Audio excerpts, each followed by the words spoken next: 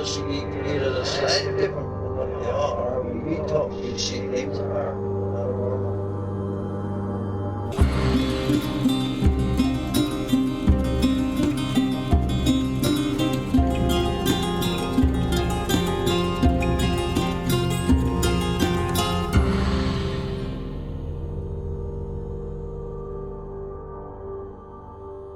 Welcome to Strange Familiars. How art thou this fine evening, Alison? You should have just said, riddle me this. How are you? Oh, that would have been better. Riddle me this, Alison. How are you? I'm fine. How are you and the other members of the Legion of Doom? Supervillains all. In tonight's show, we're going to have the last installment, for now, of High Strangeness in Hellam. I was going to present this in a few more parts, but we're going to go ahead and finish up Dillon's High Strangeness in Hellam.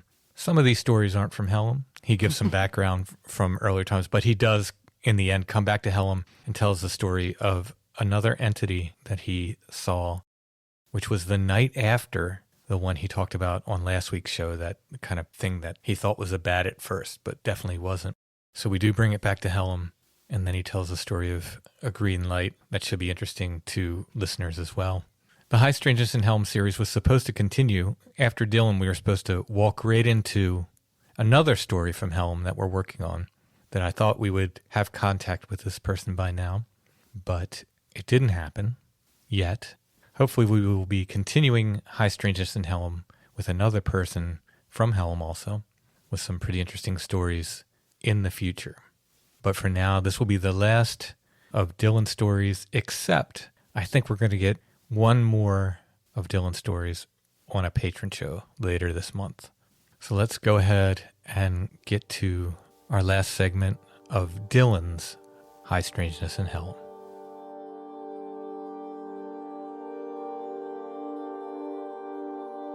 We're talking with Dillon again. He's going to give us some background on something that happened when he was real young. How young were you when this? I was between 2 and 3. Let's say 2 and 3 and a half. Okay, so this is a real early memory. Yeah. This is talking early 70s. So my mother and father, they went out to dinner. We had a babysitter come over to babysit me and my brother. I was upstairs. I was supposed to be asleep. I was upstairs in my brother's room on a mattress. My brother was downstairs on the piano showing the babysitter, who was our next door neighbor. Their oldest son was babysitting us. So my brother was downstairs playing piano, and I was upstairs on the mattress in the room. The lights were out in the room, and all the rooms, the lights were out. There were no lights on upstairs, but the light from downstairs was coming up, so that was kind of like my night light. So this was early too. I want to say it was like about 8 o'clock. So on the mattress on the floor, I throw the covers over my head. And when I threw the covers over my head, I'm looking around in the dark underneath the covers. And I see this pinprick of light. I mean, it was very small. And I thought it was my eyes messing with me. So I was blinking my eyes to kind of like readjust underneath the covers for whatever that thing was, because I just thought it was something, something dealing with my eyesight. Yeah. So this pinprick of light, it started growing and coming towards me. You're under the covers. This wasn't under the covers with you. This was, but you could see it through the covers. No, it was underneath the covers. Oh, okay. All right. Yeah, this was underneath the covers with me. Okay, so you had made almost like a tent. Totally under the covers. I was just totally covered. Okay. The way I was positioned in the bed, it was like down in this area. Okay, like I got front you. of my stomach. So I'm looking at it, and after I finished blinking to try to readjust to make sure they was there, it started coming to me and coming closer and closer and closer, slowly but surely, and it was growing. And when it got to probably within 3 or 4 inches of my face, I threw the covers off my head because I didn't know what it was, and it scared me. And once I threw the covers off my head, I didn't see it. It was gone. So I figured, let me throw the covers back on my head to see if I can see it again. I threw the covers back over my head, looking around. I don't see it. So I get up and grab the doorknob and tell my brother, I said, I want to come downstairs. And he came up and was asking me what's wrong. I was like, I just want to come downstairs. And he's like, no, you got to go to sleep. So I had to stay upstairs. I just want that story out there. Yeah. Because I wanted people to know I've had experiences since I was a little kid. Right. But that was the first. And I just remember that, like, last year that happened. I forgot about it for a long time. How big was the light? When it started, it was like a pinprick, like the tip of a pinhead. It was that small. And to give you a better illustration of its illumination, it was like an arc light of a welder's torch. Okay, all right. Very small, Mhm. and then as it started coming closer, it was growing. And it got bigger and bigger. And it probably got to no more than a half an inch, but that was way bigger than that pinprick by Right. the time it reached, within 4 inches of my face. So from that moment on, things was different for me after that. I had a sense that I was being monitored. Just Really? even as a little kid, I never told nobody that. When I would be in the woods, I just felt like somebody knew where I was at. Somebody knew what I was doing Interesting. all the time. So I had a lot of other stuff that I can't even go into and cover. But from that moment on, a lot of other stuff popped off with me. Let's jump to 1995. I'm home on a break from South Florida. I go around my neighborhood I grew up in. So this is D.C. or outside Yeah, of this D.C.? is Maryland. This Yeah. is Capitol Heights, Maryland. Okay. I grew up in Capitol Heights, Maryland, which is like 11 miles from the United States Capitol going east. Mhm. All right. Town of Capitol Heights. That's where I grew up at. So I'm around there visiting because we left there in 80 and I went with my mom's. So I'm there visiting, in 95, just visiting because the guys I grew up with still lived there. Right. And a lot of them didn't know I was down in Florida doing the whole boxing thing. So the guys that were still there that I was always close with and known since we were 1 and 2 years old, I would go back and visit. And I pulled up on my buddy Rashid. And, he hadn't seen me in a long time. He's like, man, I heard you was in Florida, hugging and everything. And he's like, introduced me to his buddy Chris. And we're standing there, and they wanted to talk boxing. And I'm like, they couldn't tell that I didn't want to have nothing to do with it because I was so entrenched in it. Right, I'm just yeah. here to hang out with y'all and let's just talk about, growing up as Anything else. kids, Yeah, right? yeah. But they was talking about, that's what they just went on. And so I didn't say anything, and they knew how close I was to, like, the higher ups in the sport, and they just wanted to drain me information. I'm just like, man, it's just like, please stop. But they were talking, and they were talking, and they were talking. And something said, look to your right. So I looked to my right, and there's a cul-de-sac down at the bottom of the hill. And beyond the cul-de-sac is a house. Down the hill, car to drive, down the hill is a cul-de-sac, and then the hill goes back up. And on top of that hill is a house. Above that house was a light, I say maybe 25 feet above the house roof. And it was green. It looked like green light at a traffic stop. Mm-hmm. So I'm looking at it, and it's pulsating. It's pulsating slowly. And I looked at it for, I say, about a minute while they were still talking to my left. And then I just said, hey, what's that? And pointed. They both stopped talking and looked. One of them said, what is that? And then I think another one said, I think it's a helicopter. So while they're doing that, in my mind, I put to the light, move to your right. And it trailed over and moved over to the right. And the light trailed behind it as it moved over. I say it probably moved over like 10 feet. And it doesn't look that far over from the distance we were at. Right. Because we were probably like 1,500 feet from it. But to us, it only moved maybe 2 or 3 inches. But I say about 10, 15 feet it moved over. And the light trailed behind it. Then I said, move to your left. And it moved back over. Wow. So I was like, I kind of like laughed in my head. I was like, wow, you guys finally appeared to me. I've been waiting for this for the longest time. Right. Then it pulsated and got brighter, and then it like got real bright and just went out. To them, they said it shot off. I don't think it shot off. I think it just went out. Mm-hmm. So right after that, I said another 2-3 minutes. I said, I'll catch up with y'all later. We exchanged numbers. And I walked down the street to my dad's house and went inside and sat down with him to watch Alien Autopsy. That was the day that they aired that. I remember that. That yeah. was the day that they did. That's how I remember the date. It was August the 28th, 1995, when I had my first sighting. Was the day that they aired Alien Wow. Autopsy. And the coincidence of that is why I wanted y'all to have that story. Yeah, yeah. All right? So those two instances show I've been involved with this stuff since a kid. Right. Just the booster to this was dealing with the people out west. Right. But I have been, it's like lots of other stuff that are just miscellaneous events that I don't even want to go into. And just for the listener, the people out west, that's the documentary. You Right. made. Just- Right. Yeah, Yes. so it's clear for everybody. That's 95. Okay, now we're going to jump to late 2012 out here, or 2011. But this was the day after that thing was above me. That black thing with the 15 by feet wide. Oh, okay. This was like the next night. Okay, the thing that Yeah. Yeah, the thing that you thought was a bat at first, Right. and then hovered over your head. Right. Yeah. All that was concentrated within the same time frame. Wow. So the next night, just like usual, come out, slide the sliding glass door open, step out.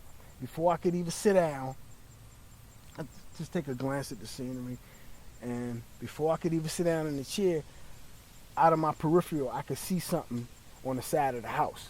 So I simply turned and looked at it, and it was a small black humanoid figure on the side of the house. On the side of the house above the kitchen window. I could see this thing clearly. It wasn't transparent. So the kitchen window looks out to the deck? It looks out past the deck. It's on the side. It's on the left side of the deck. Okay. I'm just trying If to you're get an coming idea. out the house. So if you're looking at the house, it's on the right side of the Right, deck. right. So that's pretty high. Yes, it is. Yeah, it's not like Yes, something. it is. You know, yeah. So, Right. Yeah. This was above the window, Mm-hmm. attached to the wall of the house.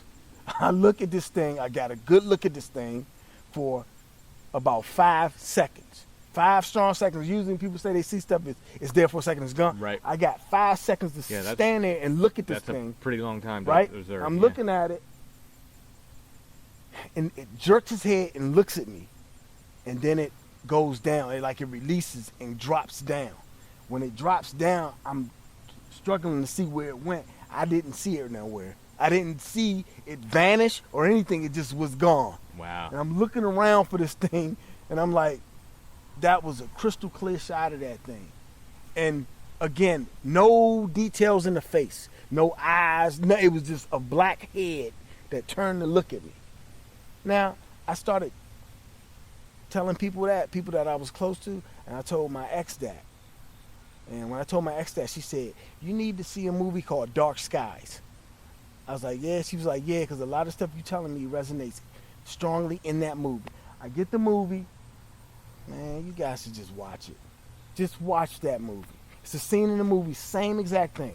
Same exact scene. The jerking of the head, the whole thing. I'm sitting there looking at the screen like, this is incredible. Somebody knows this stuff is legit. That's why they throwing it in movies. This is right here in Hellam. Right where you at. You know what I'm saying? How did the size of this compare to the It thing? was the same size, but just close up. So as It's the still thing that ran about- across the hill? Yeah, I think it was the exact same thing. Same thing, That was the okay. exact same one. That was the exact same one, just close up. I guess it just got bolder, decided to attach itself to my house. Wow. On the side of the house, man. I mean, I gave you descriptions and stuff. This is the detail I know because we talked about this before, but I want to make sure to get it. You said the leg of this thing looked like it was kind of hocked, like a dog's leg or something. Yeah, the leg, that was the right. Man, I know I'm not going to be able to sit here and try to articulate the positioning of it on the wall, but between the ankle and the knee, that part was bent backwards. Like- That was one thing that really stood out. It looked weird. Yeah. I was like, damn. And you know, the blackness of it was all meshed in as one, so I couldn't really distinguish, is that the left leg or the right leg? Right. You know? Right. I couldn't, like, if you're looking at me, you can tell that this leg is not Right, this but if leg. you were one solid. Right, one solid blackness, you wouldn't be able to tell. Right. And Yeah. I could not tell, man. Yeah. But from what it looked like, But that left but the other leg looked normal. the left leg, the right leg looked normal. Wow. It looked like it was supposed to look, but that left leg, just that part right there. That every time I try to draw it, I always make a hard angle for that part, just to let people know that's what I saw. The foot, and you can see the bottom of the foot. The foot was the way it was supposed to be. It had a heel, and the foot went up, and the toes were even bent onto the wall. I saw all that, but just that portion between, I guess that's your shin. Like it had a joint where the shin is, Right. Right. Like and the joint went reversed. I want it on record, and hopefully, if people who have seen this stuff could come forward, you know, and let it be known that they have also seen stuff, I wouldn't mind sitting down and talking to some people about it. Like yeah. I mentioned before, it's just therapeutic. When Yeah. you told me that other people saw that black thing, I don't even really need to talk. I just want to hear somebody saying it so I can just kind of like resolve myself of, you know, that anxiety of knowing that I saw something that I have not heard nobody talk about. Right. And I know that I'm not crazy. Would you say it had the same, we talked about that sort of blacker than black kind of, it was that Yes. same kind of... It was just close up. Yeah. A black hole in the shape of a human. Okay. If you can imagine I got that. you. Yeah. A black hole in the shape of a human, so the texture of the color, you can't really put your hand on it. And that's probably the best way I can try to articulate that. You can't put your hand on it, and if you reach out to touch it, almost like your hand would go through it. Mm-hmm. That was something that the guy in Florida had told me about, Eric had told me about in Hollywood. I was like, right, like if you try to hit it, you won't, or if you go towards it, you might go into it. Right. And as weird as that sounds, that's the best I can do. So I want to kind of sum things up a little bit. Okay. And I have a feeling we'll be talking again, and hopefully I'm going to take you out to Site 7, and we'll have some more Definitely. recordings with you. But do you feel like this stuff ended, or do you feel like it comes in waves? Is it still going on for you, you feel like, or how do you think that is? I think that at any given moment, it could kick right back up. Mm-hmm. And I've actually thought about just seeing the activity, if it's still out here, to call you up and ask you to come over. Mm-hmm. Or to let you know that, look, I'm going to try to see if stuff is still going on, just so you'll be able to say, yeah, I saw this too. Yeah. To get you back out, so you'll be able to say, well, number one is I did see what he saw. It ain't just the dude's words no more, I actually saw it. Mm-hmm. My whole thing with these podcasts was just to get it out there, get Yeah. it off my shoulders. I'm clear of it now. Mm-hmm. Now it's for other people to come forward if they have stories, and I can sit back and be like, thank you. Yeah. Thank you, man. It's a burden holding something in for that long. Yeah. And I'm a master of that, man. I had an experience in '89 that I kept my mouth shut for 20 years until 2009 when I heard a guy on the Art Bell show calling, and basically the same exact thing that happened to me happened to him. It just happened to him on the highway, and it happened to me in a mall. Mm-hmm. And after that, after I heard that I want to say that was October '09 when I heard it, or August '09 when I heard that story on Art Bell, I started talking about it publicly. I was like, I've waited 20 years. So I'm like a monk when it comes to patience. I can wait. But the thing with the black thing, I was like, you know what? I'm gonna come forward with that now. I'm not even gonna wait for somebody to have another story like that. I'll come forward. And then if somebody's already done it, I can get a link to a story somewhere. I wouldn't mind listening to it, or Right. the other people that you said spoke about this. One thing to kind of wrap it up, and you mentioned this in passing, and it's so interesting to me because people have heard me on the show talk about this in Seven Valleys before. This green light. I know it's a quick story, but if you don't mind just telling us, because like I said, I every time I do a show about Seven Valleys or go down to Seven Valleys, it comes up. Wow. Basically, I was out on the deck one night, and I saw it looked like a green, like, comet that hit the ground in the condo's parking lot that's, basically in front of me. And it hit the ground, but I didn't hear nothing, and it lit up that whole area where the parking lot is. It lit up, and the light went up above the roofs, and I could see this thing. I could see this. And the light was green too. Yeah, the light was green, and Yeah. I was like, okay. I said, a falling star hit somebody's car. We should be getting the sirens should be coming for the fire trucks, because the Hellam fire station is right there. It's right just outside the neighborhood. Mm-hmm. So I'm like, all right, that should be happening soon. So I waited. I was waiting to hear the fire trucks and all that, and lights to come on. No lights came on, no fire trucks. 5 minutes passed, nothing. So I got in my car and went around there, nothing. I didn't see anything. So that was just a miscellaneous story, like I was telling you. I was like, this is just to give you an idea of how much activity was out here. Right. I just tell you this miscellaneous story. And the next thing I know, you telling me you've heard that before. Oh, I've talked about it on the podcast a number of times. Wow. Again, it's usually in Seven Valleys, but, same county, not terribly far away. That threw me off. Just your reaction threw me off, because I didn't really think nothing of that. Right. It's just a visual. It's just something coming from the sky, a visual light, the end. Yeah. But yeah, that happened. Awesome. Well, happened. so interesting that we're finding these same things, as Yeah, and so I close didn't, like together. I said, I didn't think much of that. Right. I didn't. Dillon, thank you for sharing your stories, Yeah. and hopefully we're going to hear more from you, because, like I said, I want to take you to Site 7 to see what happens. We definitely going to Site 7. All right. That's a must. Thanks, man. Appreciate it, Tim.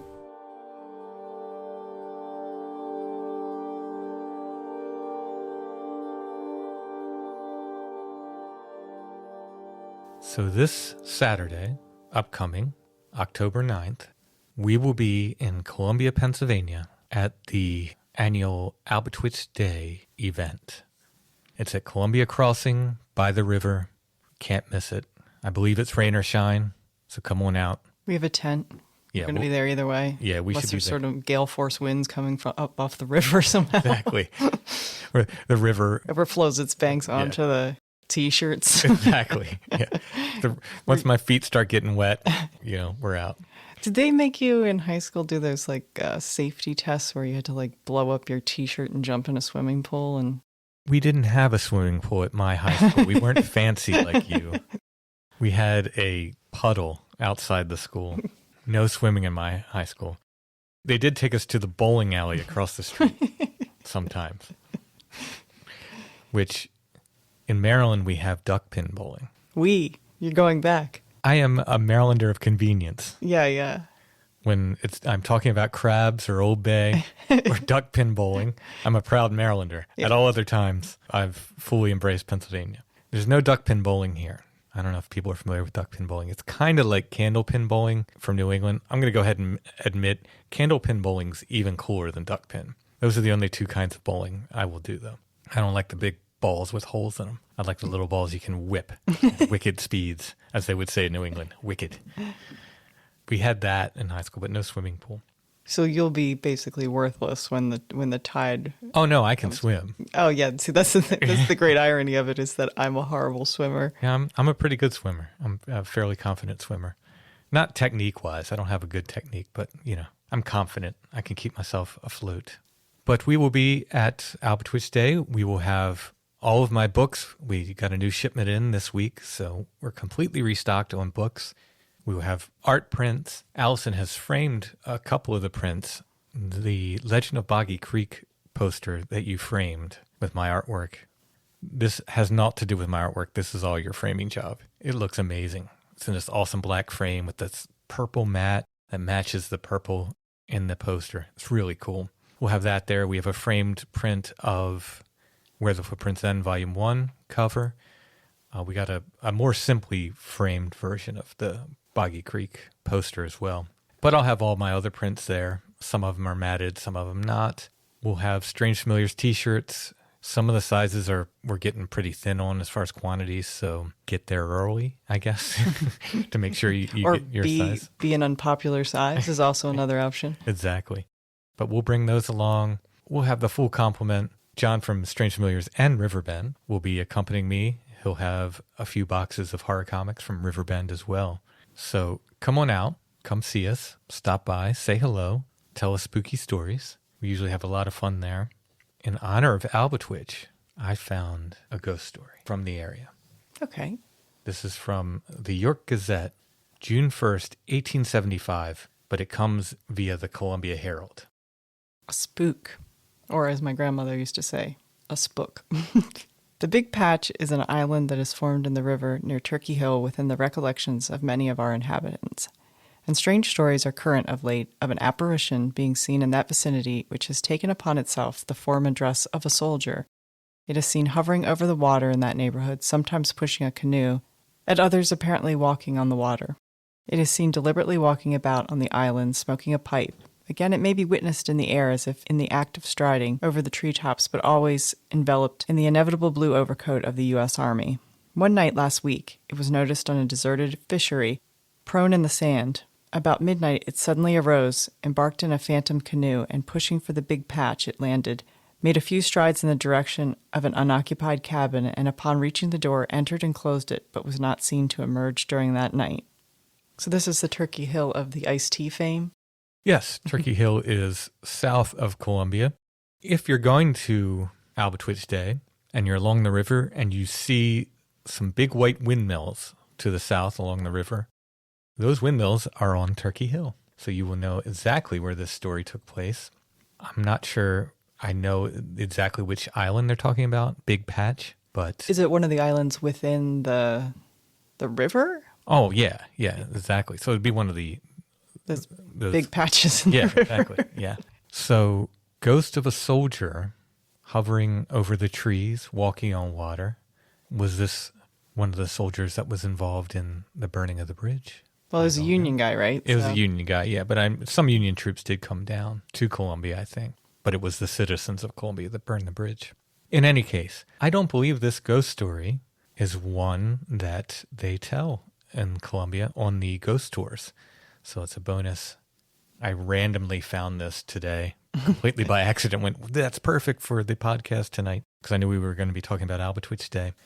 Just a strange, familiar synchronicity at work once again. I think Albatwitch Day starts at 10 in the morning. I could be wrong. Sometime around 10. We'll be there by then anyway. So we'll probably be there. We'll better be there. We'll be there. We'll probably be mostly set up. Oh, yeah. Setup's a completely different issue. But stop by. It's a great day. They have trolley rides you can take, and they tell ghost stories. I think the ghost tours are on the trolley rides now. I don't think they do a separate ghost tour. When I led the ghost tour 2 years ago, it was a walking tour, but I think now the ghost tours are part of the trolley tour. They have some speakers speaking. I'm not sure how many or who's doing it. I'm not leading ghost tours. I'm not doing the trolley thing. I'm not speaking. I have so much fun at Albatwitch Day just talking to everybody that I thought, you know what? This year, I'm just going to hang out, have my books and prints there, and just be able to talk to people. We're going to be behind tables. Social distancing is appreciated. Masks are even more appreciated if you want to go that far, but it is outside. We're certainly not going to try to enforce that or anything. We will be there. We will be looking forward to seeing everybody. That's this Saturday, October 9th in Columbia, Pennsylvania at Columbia Crossings. If you want to cross the bridge and go towards York, if you stay on that road, you'll go by American Daydream, and you can buy Tim's books there if you have second thoughts. Like, maybe I should have bought that book, but I'm closer to York now.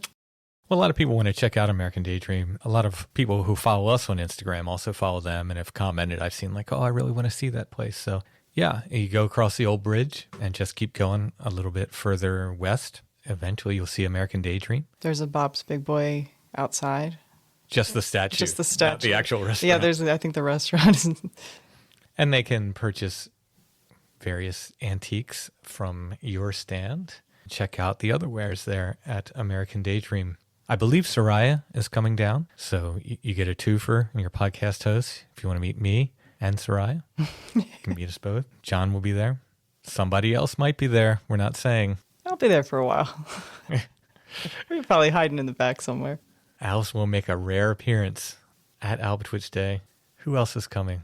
Chad might stop by later in the day. Chad had to cancel, but he's not going to have a stand there, and he was going to lead some weed walks and so forth, do some fire-making demos and stuff like he did before, but he is unable to attend until later in the day, but he might stop by later in the day, so might be able to get to meet most of the crew. John will be there all day with me. Stop out and see us at Albatwitch Day in Columbia, Pennsylvania, this Saturday, October 9th.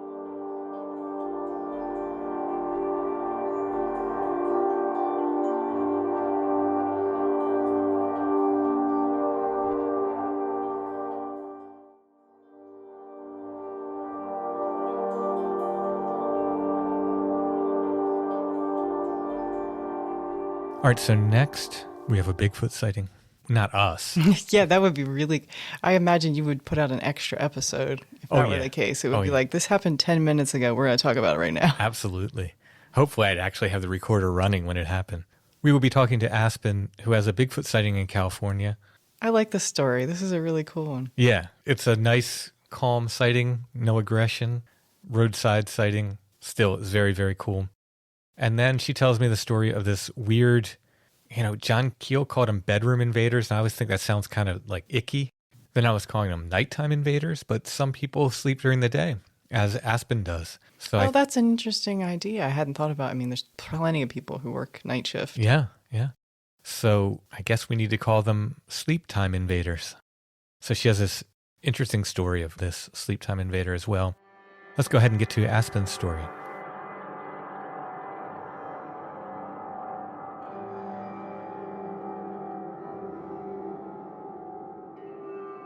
I'd like to welcome Aspen to the show. How are you doing tonight?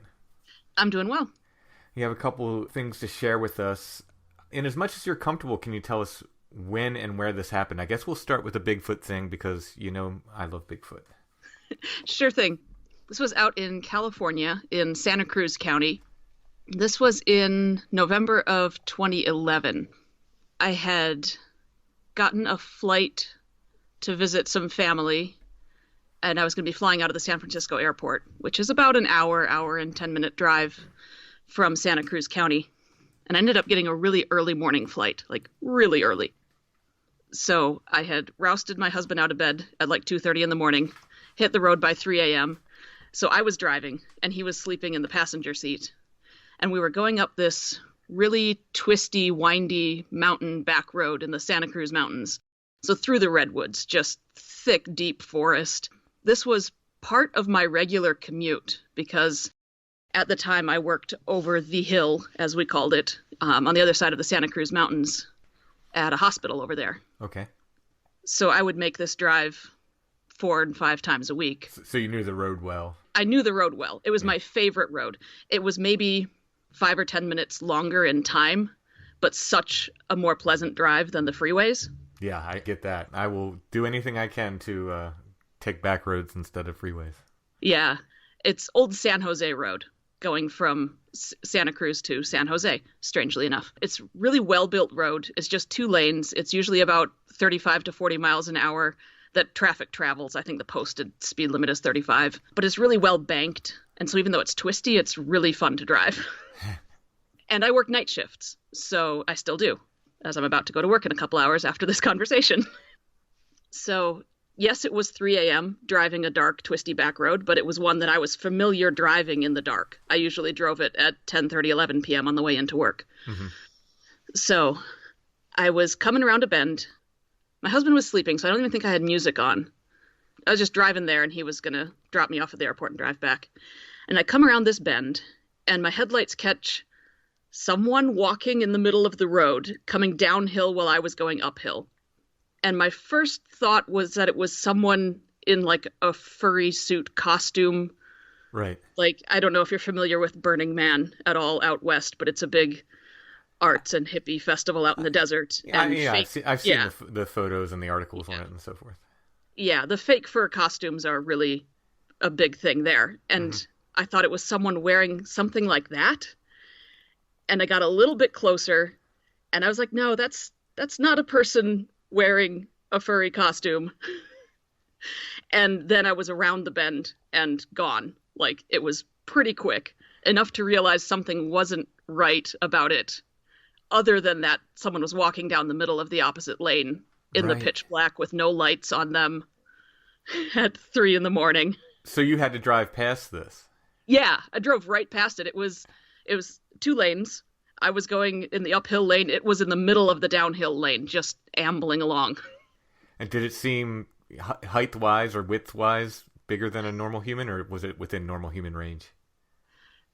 On the big end, but my husband is 6'6", so I'm skewed as to what I consider normal. Right, So yeah. It's like I consider him normal, but he's pretty tall. Right. But yeah, it was big, and it was sort of like colored like a golden retriever. Like not dark and not real light. Yeah. But sort of golden, shaggy. Yeah. And it just had so much adrenaline in that moment. Like when you narrowly dodge something, a car accident, you narrowly dodge an accident on the road. Right. You get that sudden flood of, ah! Yeah. Was it a scary thing or more just like an exciting thing? Scary, exciting? Yeah, a little both, yeah. Yeah, like if I had just dodged a deer or something, but a bit more. Yeah, I can imagine. Wow, that's really cool. Did you get a look at the eyes or anything? No, didn't really notice eyes or face at all, but I'm face blind, so that's not what I usually look at first in anyone. Yeah. Wow. And anything unusual about the gait, or was it just too, it's just, you're driving and at first you think it's a person. It could just be too weird of a situation to start taking notes of gait and stuff like didn't that. Yeah. It happened too quick to notice the gait, Yeah. really. Just that it was like a slow walk. It wasn't like someone running across the road or seeing the car and freaking out and running away. Yeah. Just calmly walking down the middle of the opposite Amazing. Now, what time of day was this again? 3 a.m. It was yeah. dark. Who is walking that, like with no light. Yeah, like if it was a human, you'd think they'd at least have a flashlight and maybe the sense to not walk in the middle of the frickin' road. Yeah, especially if it's a curvy road like that. Yeah, that's a good way to get hit. And out in the redwoods, I've seen a mountain lion cross the road in front of us, and that was amazing to witness. It moved like liquid gold. Mm-hmm. This moved nothing like that. It was on 2 feet. It was walking. Wow. Wow. So either there's just a killer rave out there in the woods somewhere with with a really tall guy, maybe the height of your husband or even larger. Yeah, probably. Or this was something else, and my money is on something else because, without a light and walking down that road, you said it's a very curvy road, right? Very curvy, yeah. That would be very dangerous. Yeah, and of course, my husband's asleep in the seat beside me, and by the time I'm like, do I even wake him up? Nope, we're gone. It's gone. We're around the corner. Yeah. Did you just wait till you got to the airport to tell him? I've never told him. Really? Yeah. Oh, wow. Would he not believe you, or is he not amenable to this sort of thing? I don't know. He would probably just think it was a crazy Santa Cruz hippie person and just kind of blow it off. But it felt so weird, though. Yeah. Yeah.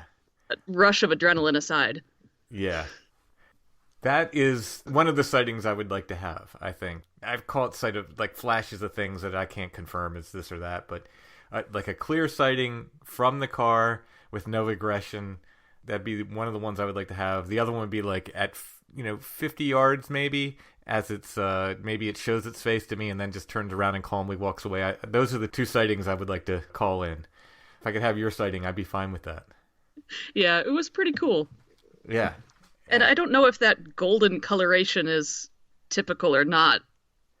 Well, I mean, we get them all over the board. Yeah. Including that color, from reddish to that color, kind of blonde to brown and black and even white. So yeah, I mean, I'd say it's probably less common than the darker, the black or the dark brown, but I have definitely heard it before.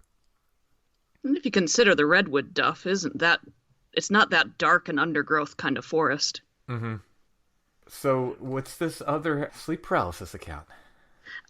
So I don't know if it quite fits, but it was weird, so we'll go with it. Strange familiars, bring the weird. Because I was considering that you always ask if people have had sleep paralysis, and I haven't, except maybe this weird thing, which might have been or might not. This was several years earlier, probably around, 2004, 2005. I was doing a lot of house sitting for coworkers because I was single at the time and available, and usually it was pet sitting, honestly, while they went on vacations. So I worked again. I lived in Santa Cruz at that time. I moved around a lot, but I lived there a couple of times. Lived in Santa Cruz and worked over the hill in Palo Alto. So I would house sit for coworkers that lived around Palo Alto, very rich and fancy sort of suburb of San Francisco Bay Area. I was in Los Gatos, which is just over the hill from Santa Cruz, just the other side of the Santa Cruz Mountains, in this nice condo situation. My coworker and her daughter had recently adopted 2 semi-feral kittens that they were trying to socialize, so they didn't want them to go backwards for the week that they were out of town, right, a long weekend. It was 4 or 5 days. They wanted someone around to try and, socialize the kittens. They were very skittish of me, and I didn't see much at all of them. But when I first got there and she showed me around the condo, she said, here's my son's room. You can sleep in here. He's away at the Army. And it was just this stripped down room, like it was like he had moved out, basically. Right. So there was a large twin size bed. But she opened the door and I immediately got this wave of, oh, nope, I am not sleeping in there. Huh. It just felt too weird. Just dark, weird energy of just nope, never opening this door again. Now, is that something you have experienced in the past at other places? Only a couple of times, not very often at all. Just once in a while, I'd sort of walk into this shop or something and just go, uh-oh, nope, don't want to spend any time here. Yeah. But, I was a kid at that point and tagging along after my mom, so I didn't have much of a choice. Right. And it was just his room, not the entire house. Right. Yeah, just that room. It's just nope, I am not welcome in here, and I do not want to spend any time in there with whatever's in there. So I ended up sleeping on the couch. I was, again, working night shifts, so I was sleeping through the day. with just the curtains and blinds closed, and that's fine. I can sleep anywhere. But I sort of woke up at one point on the couch down there. The couch looked toward the kitchen, and I sort of half woke up, opened my eyes, and there were these smoke things, like these areas of smoke, not figure-shaped at all, but not just a room full of smoke, like discrete areas of smoke that were just sort of coming toward me, and I did not like that at all, and I was freaking out quite a bit. And I eventually managed to roll over away from them and face the back of the couch and went back to sleep. But when I woke up, those two feral kittens that I had seen neither hide nor hair of the entire time, one was sleeping on my shoulders and one was sleeping behind my knees. Oh, that's very interesting. Yeah. Very interesting. So at the point you turned over and went back to sleep, you know, we hear this a lot, and I'm just trying to sort of highlight this point. You would have been pretty freaked out, I assume. Yeah, I didn't like it at all, and I just wanted it to go away. And yet somehow you're able to just go back to sleep. Yeah, I think the breaking visual contact with it, I won't say eye contact because it didn't have eyes, it didn't have a form, but like getting it out of my line of vision was enough of a relief to like, okay, that's solved now. I can go back to sleep. Yeah, it's still a little weird to just go, just fall back to sleep. Like pillars of smoke, or more like distinct clouds, or more like clouds than pillars. Was there any color to it? No, just that light gray, like wood smoke. Okay, yeah. Wow. Yeah, I mean, I don't know if sleep paralysis or something else, but, you know, what I would call the nighttime invaders, even though it wasn't nighttime. I know, middle of the day. Go figure. Yeah. Sleep time invaders, maybe we should call them. But yeah, I mean, I think it counts. And the going back to sleep thing, that's a drumbeat we hear all the time. So, Yeah, and those kittens, I didn't see them again after that. Once I woke up, they freaked out and ran back to their closet. That detail is very interesting, too. Like, just waking up and they're just like, we're just going to hang out with you for a while. Or it almost felt like they were protecting me. Oh, I didn't think about it that way. Yeah. But, yeah. They're like, okay, you're feeding us. We'll take care of you with this. Yeah, we got your back, literally. Yeah. Oh, that's very neat. I like that story, too. Aspen, thank you so much for sharing your stories.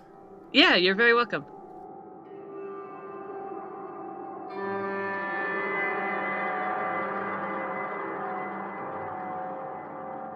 All right, last up, we have John, who has this kind of fun story of a poltergeist in his girlfriend's apartment that stole his shoes. That seems more like fairy behavior. You know, maybe one and the same. Yeah.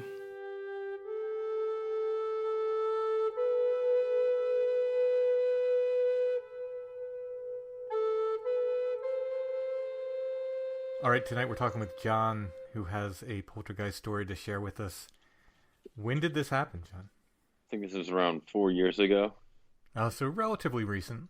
Yeah, relatively recent. As much as you're comfortable, where was it? You can be as general as you want. You don't have to get real specific. Virginia. Southeastern Virginia. So what happened? Tell us the story. All right, so I guess a little backstory to that. I was seeing this girl, and in her house randomly, which happened twice, some random things would just go missing from the house, and we would just never see it again. Once was like a mixing spoon you cook with, and it was up on the counter one day, and then one day it just wasn't there anymore, and nobody saw it after that. Mm-hmm. And at first, like, well, whatever, stuff gets misplaced, people put things somewhere, who knows. But then it got a little bit weirder because I would get up for the morning to go, if I stayed at her house overnight, I'd get up in the morning to go leave, and my shoes wouldn't be by the door where I normally leave them. And they have cats. So at first I was like, okay, might have been the cats playing with them, moving them around. But when I would find them, they were sitting right next to each other, perfectly sitting next to each other, just in a random spot in the house. And so I was like, man, that's, it's getting kind of weird now. 'Cause Yeah, that every doesn't morning. seem like cat behavior. No, and you'd think the shoelaces would be undone or they'd be pulling on them, but no, they're still completely tied the way I left them, everything. Right. And then one of the other girls that were living in the house, her girlfriend, the same thing started to happen to her shoes. And she asked me one day, she was like, "Are your shoes moving?" And I was like, "Yeah." She was like, "Yeah, mine too." So yeah, it happened to both of us, so it got weird. But then the climax of it was one morning I got up, I went to go leave, and I'm walking down the hallway, and the way it was an apartment, the way you walk in the front door, you see the living room to the left, kitchen to the right, so it's all completely open pretty much. But you don't see the kitchen when you're walking on the hallway to go to the front door. So I'm getting ready to leave. I look down, my shoes are gone. I'm like, okay, they've been moved again, whatever. Let's see where they are now. So I turn around because I get this weird feeling, and I turn around, and they're in the middle of the kitchen, and every cabinet door is wide open. It's like what you see in horror movies. It's like stereotypical, but I turn around, and every single door is open. I mean, on top of the fridge, all of them. And my shoes are sitting dead center in the middle of the living room, or in the middle of the kitchen, excuse me. And I look at it. I walk back to her room. I wake her up. I'm like, hey, my shoes are, moved, but this time all the cabinets are open. And her and her roommates think that I did it or played some kind of prank. And I'm like, in the 5 seconds that I went to go out the front door, I would have had no time to open up, every cabinet and stuff like that, Yeah. And so they didn't really think it was a big deal at all. And I'm like, yes, I don't think it's a little weird that all the cabinet doors wide open, shoes are moving throughout the house, and we never see anything, or we never saw anything in the house, no kind of shadows or anything like that. It's just really strange, poltergeist activity. That's really weird. But the open cabinets, you hear that sometimes. The one that really disturbs me, you hear that goes with that, is it turning on the burners on the oven sometimes, or on the stove rather. Yeah, I've heard about that too. And I remember checking, and I didn't exactly check the burners, but there was nothing weird in the kitchen. I was like, man, well, I got to leave for work, so I'm just going to go ahead and go and leave them all open. They got up and they just closed the cabinets. But yeah, I guess for some reason they thought it was either me or didn't know what it was or really think anything of it. Yeah. And was that it? Was that the end of it? That was pretty much the end of it, yeah, as far as, the poltergeist story goes. And I guess they kind of breezed right through it pretty quick, but it started gradually is really the thing. Because at first, a shoe would move, and then the more they would move around the house more every time I'd get up. And it's almost like it was kind of like, hey, notice me. And then finally the cabinets are wide open. It's like, all right, you're noticed. I see something's going on. Yeah. Yeah. And did she move, or did you break up, or what happened? Yeah. Well, we ended up breaking up a couple months later, and I never talked to her after that. But also after that happened, nothing else.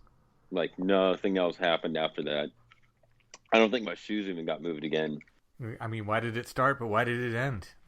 Yeah, exactly. That's really and the skeptic in me wants to say okay, well, let's think of what it could be. It could have been, somebody could have been sleepwalking, or something like that. But it's the fact that it started out of nowhere and stopped out of nowhere made it seem unlikely. Yeah.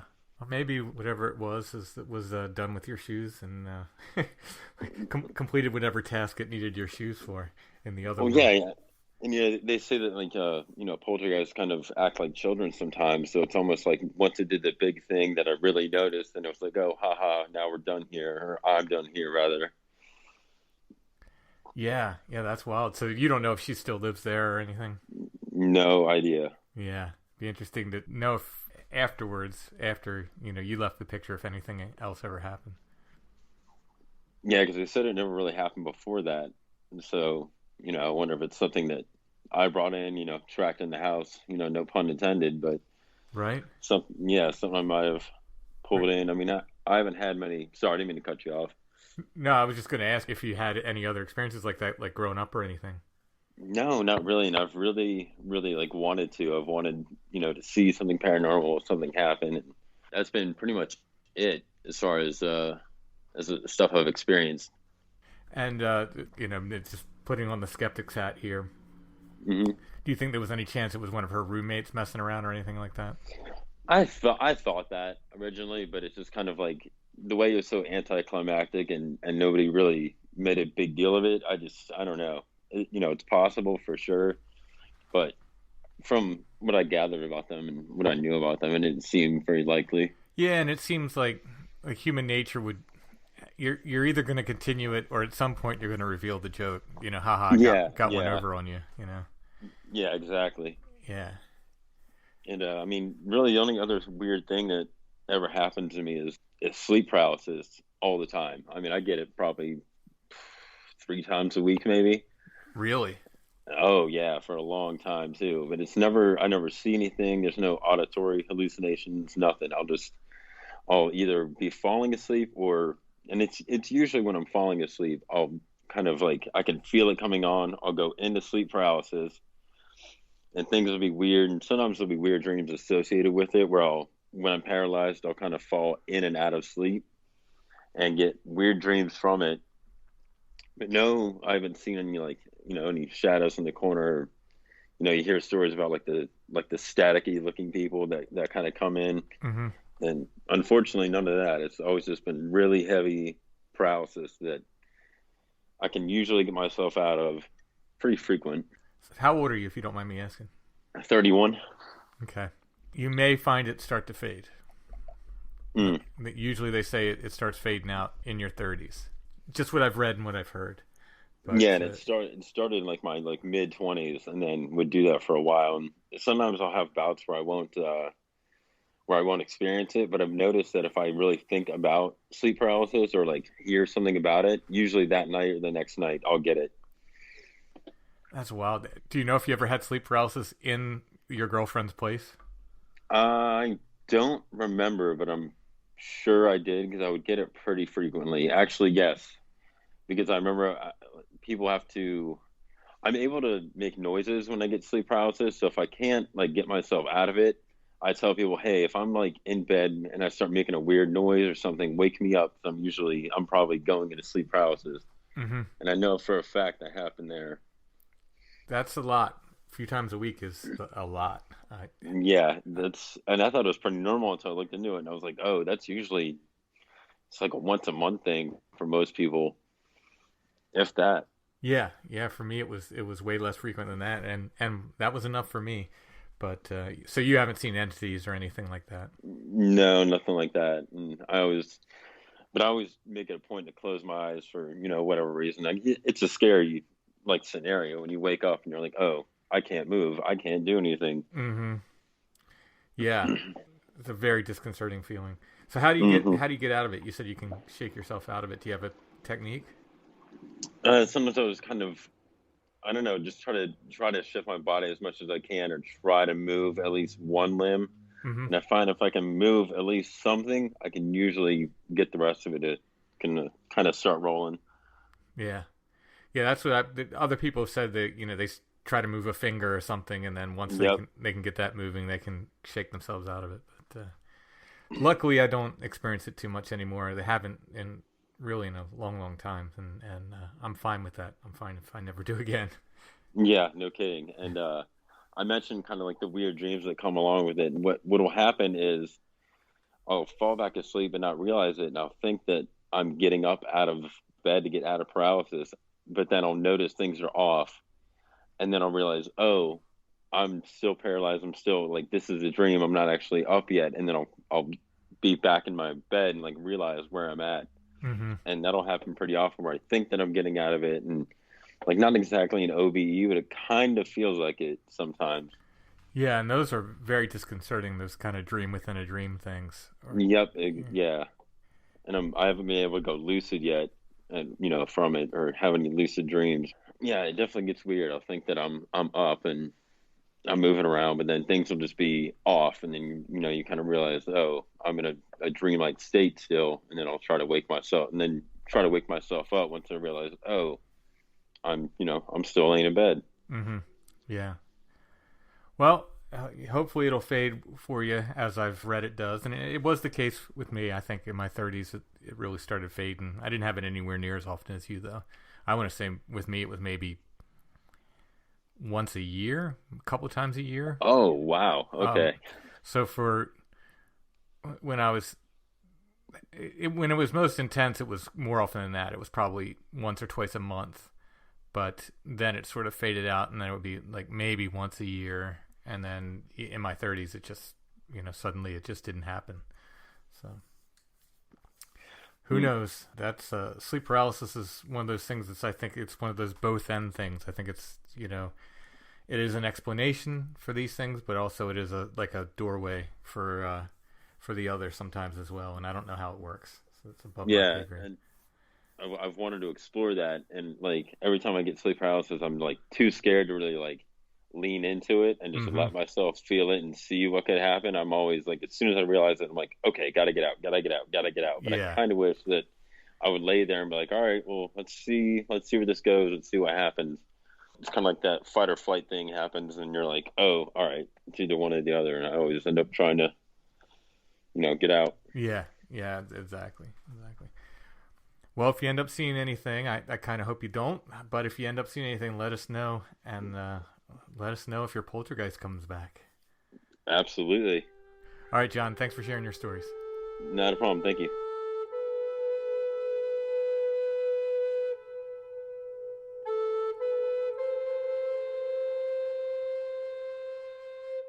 If you have a spectral puppy that's chewing on your shoes and making off with them to different parts of the apartment, and you find them in the morning, or the world, neatly arranged in a room that you didn't leave them in, or if you have a real puppy that needs help with potty training, fear and nervousness, barking, chewing on those shoes or furniture or other things it shouldn't be chewing on, crate training, hyperactivity issues, leash training, and more, you'll want to be getting 90 Days to the Perfect Puppy.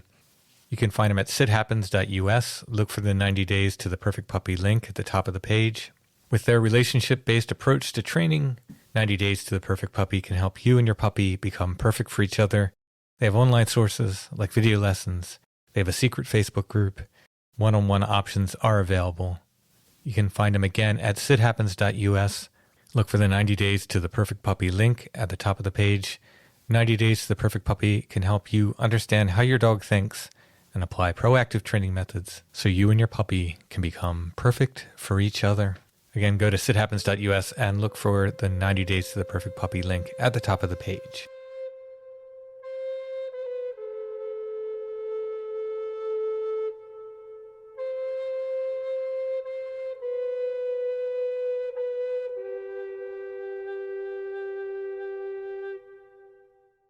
This is an Alison oddity if I've ever seen one. What the heck are we looking at? It's not that. You act like it's like a toenail necklace. It's an autograph album, basically, from the turn of the century, from a girl who was born in the 1880s in Germany. And so a lot of her family members and friends actually have written these little messages to her in German. Some of them are English. And then it also has quite a few pieces of trade card and Victorian scrap cutouts attached to the adjoining pages. So it's a neat little scrapbook, autograph book combo kind of thing here. Yeah, it's basically the equivalent of like, the cheesy yearbook sayings, but in a much more elegant turn of the century version of it. I like old handwriting, so I can't resist pretty old handwriting. Yes. We will try to put some pictures of not just the cover, but some of the interior of this up, because there's some, like you said, some neat Victorian kind of scrap. The printing back then was just beautiful. Yeah, there really was a lot of focus on people having nice handwriting, I meant the printing of the scrap, though. Oh, yeah, most of them are German die cuts, so they're beautiful. Yeah, they're just really well printed. Yeah. They just look really nice. So this was the autograph book of, it says her name, I saw it in here. This book belonged to, maybe somebody wrote this after she passed or something. Yeah, that looks like more contemporary handwriting. Is that Anna Rosina? I can't read the last name. I think it was, it's something German, maybe Sterling, not quite sure. Yeah. In any case, we've got her autograph book. It does not include anyone particularly famous that I can see. It was a lot of these autograph books are just people, I remember having an autograph book, and it was when I was a kid, and it was filled with relatives at Christmas time because I had nobody else to ask. Well, there you go. If you go to the show notes under this episode, you'll see an image of this. If you click that, it'll take you to our Etsy shop where you can purchase this and some other curiosities of the week. I can't believe the skeleton from last week didn't sell. It happens.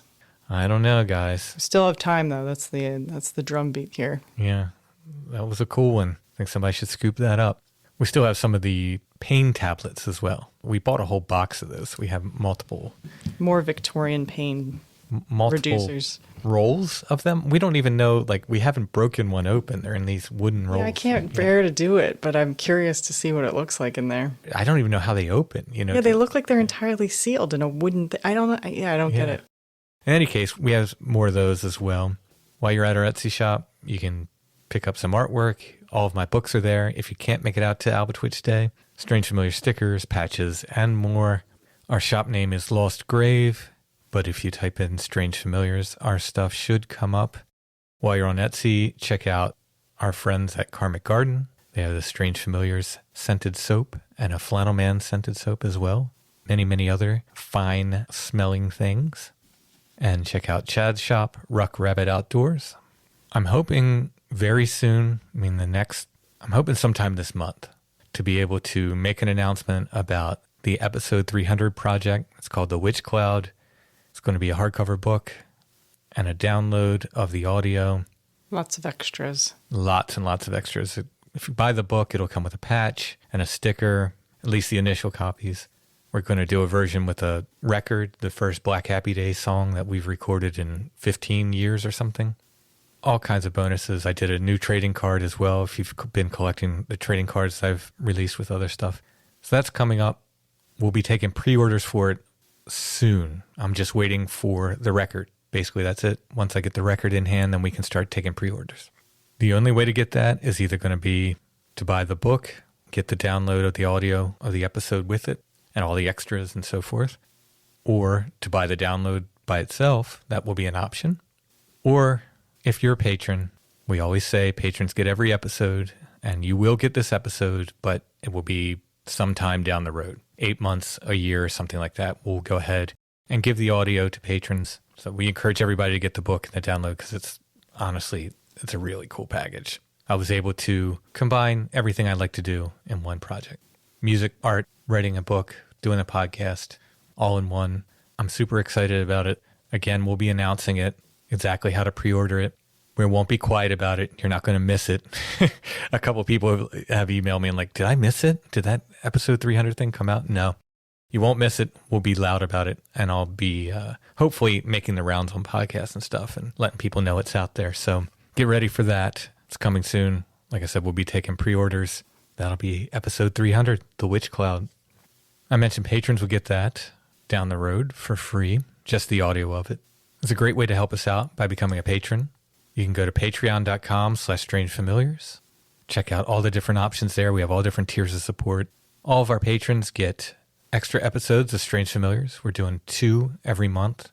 I'm really excited about one of the episodes this month. I have to record something specifically for that. But once I get that done, we'll go ahead and do that. It'll be something different, something I've wanted to do for quite a while. So I'm excited about that. But we'll be doing 2 episodes at least this month. Maybe we can squeeze something special out for Halloween as well. We'll see.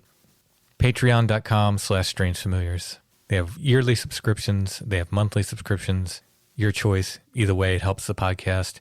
If you don't like subscriptions like Patreon and you want to make a one-time donation, you can go to the show notes under any episode at strangefamiliars.com. Click on the paypal.me link, and you can make a one-time donation there.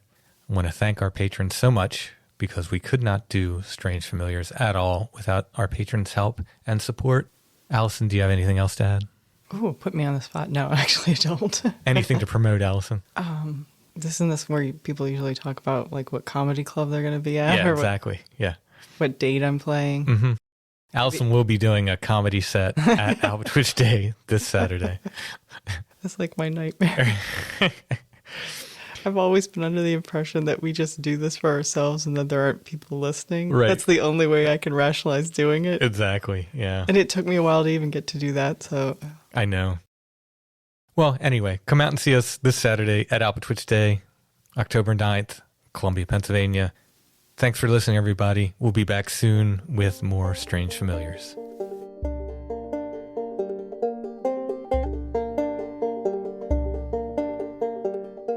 Strange Familiars is a production of Dark Holler Arts, music, books, art, podcasts, and more.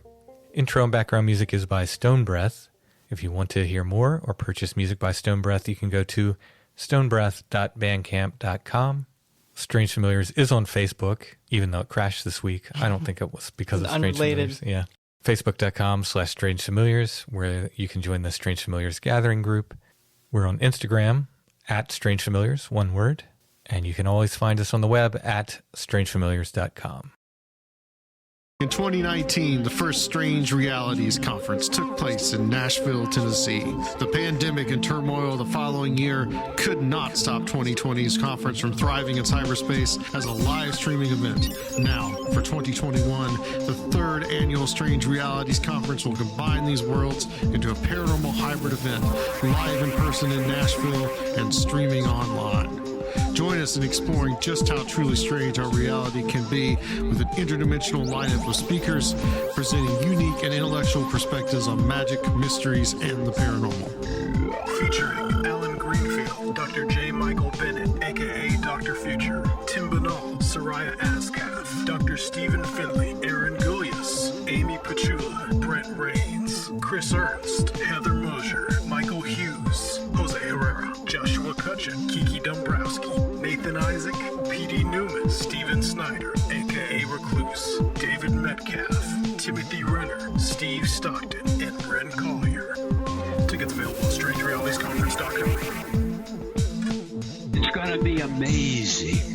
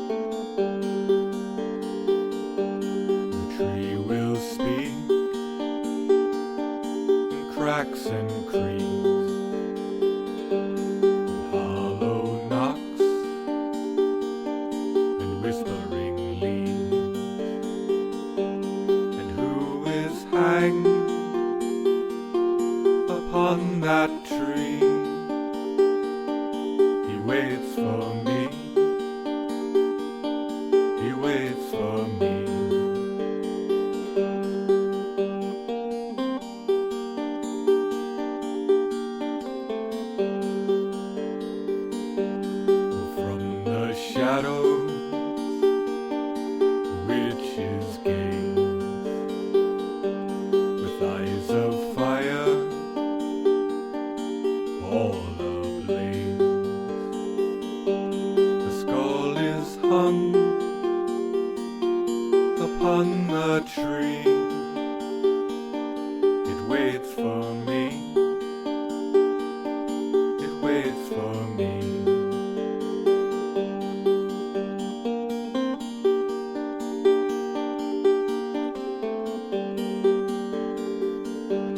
And who is hanged upon the tree? He waits for me.